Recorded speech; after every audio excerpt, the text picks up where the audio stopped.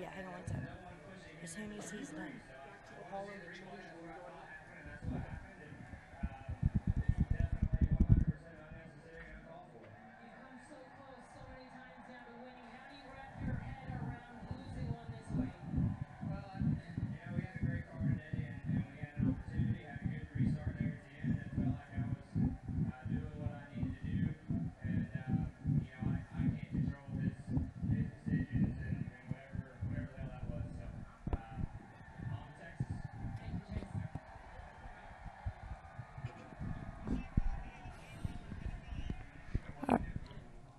All right, we've now been joined by our third place finisher, driver of the number 14, Clint Bowyer. And Clint, thanks for being patient with us there for a second.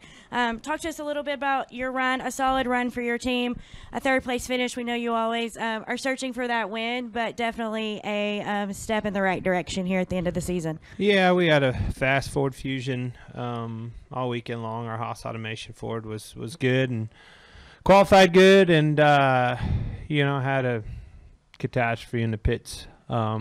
Seems we've been struggling here lately trying to get some consistency in there, to say the least, but fell back and got back up through them and had some more trouble, and just kind of you gain some and lose some and gain some and lose some. Finally got there at the end, and I don't know. I wish I wish they'd have got in each other one more time, and I'd have just went ahead and finished the last one off if it was down to one. But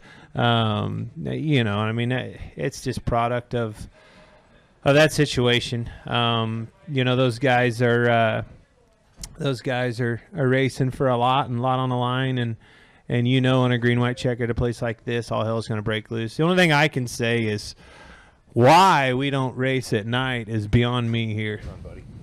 Thanks, you too. We should definitely utilize those lights for something other than the green white checkered, because it's pretty damn cool under the lights. Is that because when the lights come on, everybody loses their mind? Well, that's pretty much standard practice for green white checkers here. All right, we've now been joined by our second place finisher, driver of the number 78, Martin Truex Jr. And Martin, your team, you said coming into this week that Martinsville wasn't necessarily your favorite place to race, knowing some of the finishes you've had here of most recent years. But you guys come home with a second place finish today. Talk a little bit about your run and ultimately how this plays into the quest for the playoffs the last 2 weeks here. Yeah, it's definitely, it was just a solid weekend all in all, and, really proud of the team. We really worked hard to come here to Martinsville to try to be better than we've been. It's been, a track that throughout my career has been a tough one for me, and I feel like over the last couple of years we've gotten better and better and started to kind of unlock the secrets and figure out how to be better in the race here. We've qualified well, but have struggled, especially second half of the race. So I feel like we took a step in the right direction today, and it was perfect timing for that. Good, obviously right place, right time at the end with those guys all running into each other, and we gained a few spots, but definitely a solid run to to get fifth in both stages, and then second and final finish. So happy with the day, and look forward to two more strong ones, and go to Homestead and get after this championship. All right, we'll take questions from Martin or Clint. If you have one, we'll start with Mike. Go ahead, Mike. Mike Henry, USA Today. Martin, as Clint said, all hell broke loose there. People were spinning and crashing and being really aggressive with each other. You were in a slot where you probably could have pushed Kyle up and out of the way. Did you even consider that? Not really. No, I didn't. I don't know. After hearing the crowd in the stands, they probably would have really loved it if I did. But, Homestead probably wouldn't have. But, yeah.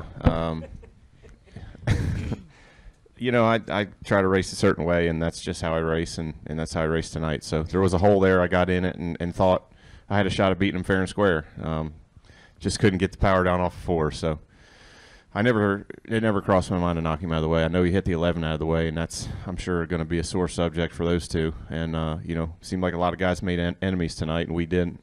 I think with 3 races to go, I don't really think I want any enemies. I'm in pretty good shape, so we'll just keep doing our thing and race our race. And Texas should be a great track for us. So hopefully we'll go there next week and just continue to do what we've done all year long.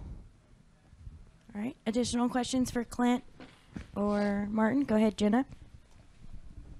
You guys were 3rd and 4th on the overtime restart, and then it got crazy with the 18 and then the 11. What if you can each talk us both through that? What you guys saw and what your instincts were on where to go, and what was going to happen with those two? I was hoping they'd wreck each other. I was hoping he'd give me enough room, and he was hoping I'd give him enough room. We were side by side coming to the white, and I just luckily cleared him off of 4 to get down behind the 18. And when the 18 went into 1 and wheel hopped back and hit the 11 out of the way. So, you know, if I hadn't cleared him, he would have ended up being 2nd and possibly be the one to knock Kyle out of the way for the win. But I cleared him off of 4. So, yeah, I just didn't get the chance.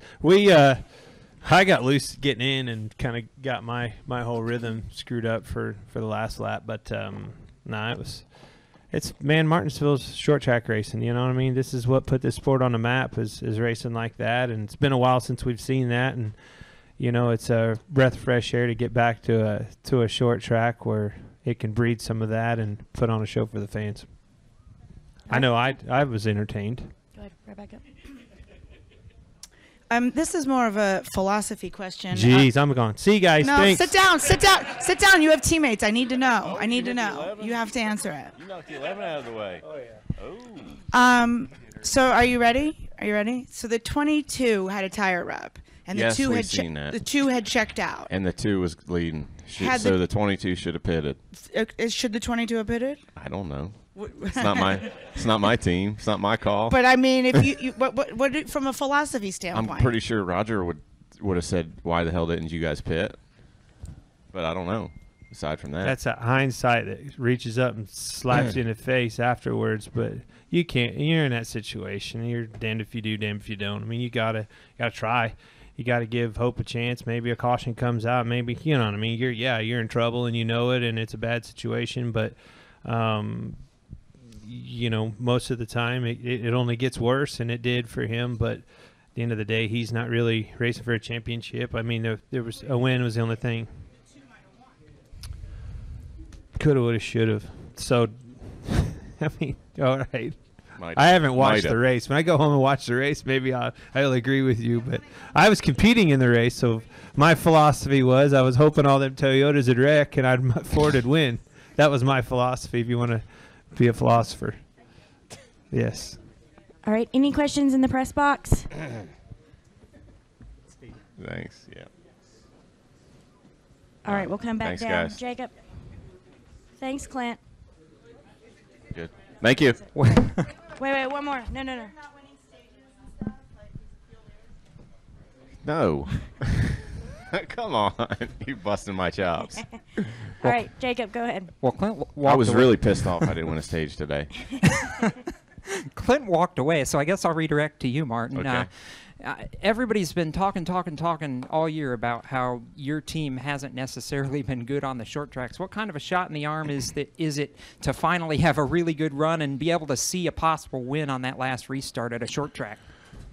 Well, I feel like we've run really strong on the short tracks this year. Obviously, if you look at the races and leading it late at Richmond, leading the most laps there, and we led a ton of laps in New Hampshire both times, and I felt like the first Bristol we kind of had it won until we got speeding on pit road. So I feel like our short track program's really come a long way, especially this year. But this in particular, Martinsville, was still one that we were really working on, and one that has been difficult to figure out for us. So with that said, I thought today we made a big step in the right direction.